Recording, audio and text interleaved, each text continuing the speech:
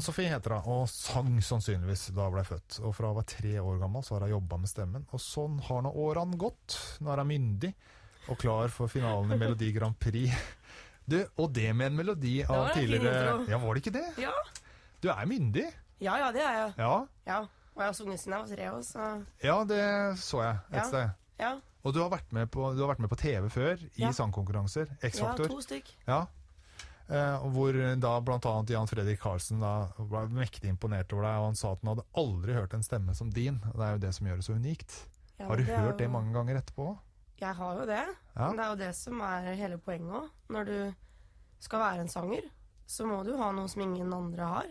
Hva tenker du selv er det som kjennetegner stemmen din best?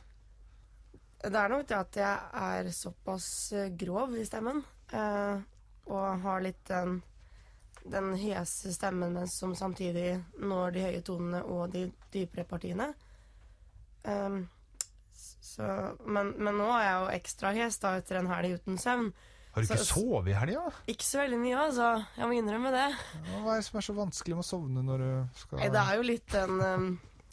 Jeg prøvde å sove veldig mye før lørdagen. Da prøvde jeg å sove en god del. Men når du kommer til finalen i Grand Prix, og du skal feste etterpå, så er det veldig mange hyggelige mennesker man skal snakke med og sånt nå, så jeg kom meg rett og slett aldri i seng. Ok, så du bare ventet til at flyet skulle ta av på søndagen? Egentlig også, ja. For nå har du vært i Florø, og det er jo kanskje ikke det stedet østfoldinger flest reiser til. Hvordan var byen? Ja, den var veldig fin. Jeg kan tenke meg at det er nok en enda finere by på sommeren. Så jeg skulle ønske at det egentlig Grand Prix var kanskje på sommeren. Neida. Men det var veldig, veldig positiv opplevelse å dra ut. Jeg har faktisk aldri kjørt med fly innenlands før, så det var en litt sånn oppdagelsesferd for meg i tillegg. Ja. Så jeg har... Det er første gang jeg har vært i Florø, og fikk et veldig godt inntrykk av ikke minst folka som bor der da. Det er jo en sånn veldig... by med et stort fellesskap, liksom.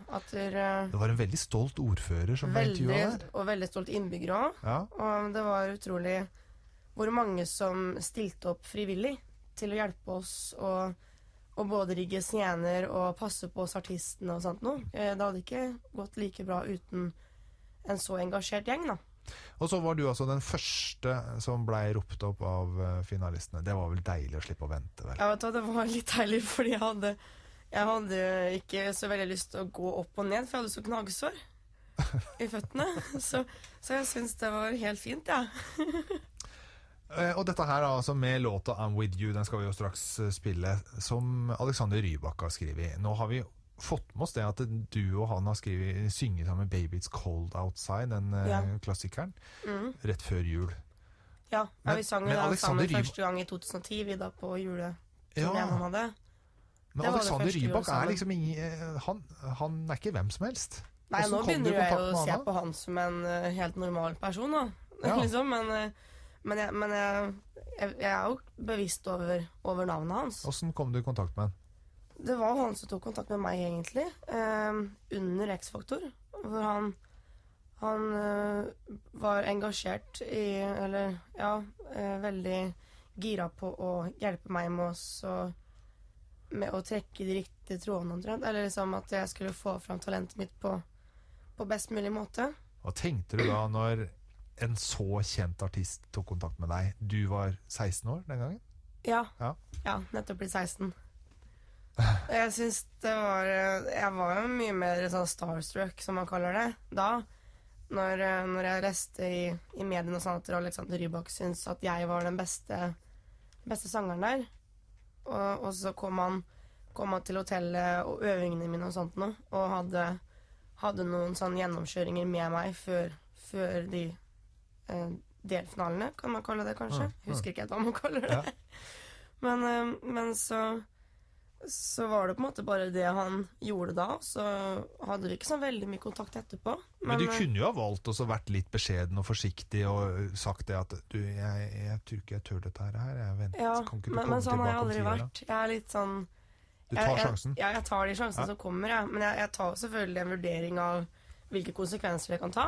Jeg prøver å være realist. Men nå er det jo, altså realismen i dag, det er at du skal til Oslo Spektrum, du, om bare noen få uker, og synge da i finalen. Nå er jo Melodi Grand Prix blitt litt annerledes enn det var før. Da var det 1 kveld.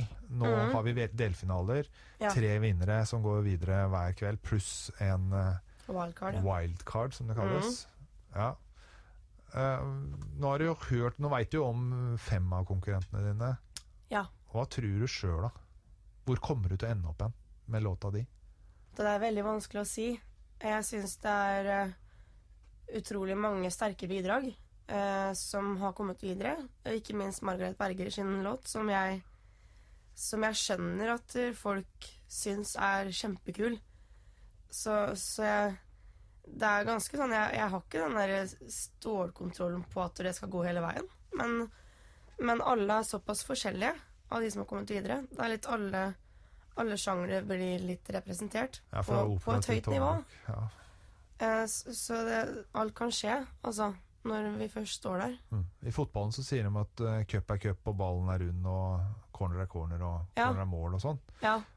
Og Melodi Grand Prix er litt det samme. Ja. Liksom den oppskriften på en vinnerlåt den endrer seg fra år til år. Så man kan jo på forhånd ikke si at en låt er bedre enn en annen. Kan ikke det. I fjor var det Tucci. Ja. Og i år så kanskje det blir Ann-Sofie som reiser til Malmö. Ja, det hadde jo... Jeg synes det hadde vært stas. Med denne låta her i tilfelle. Lykke til da! Tusen takk.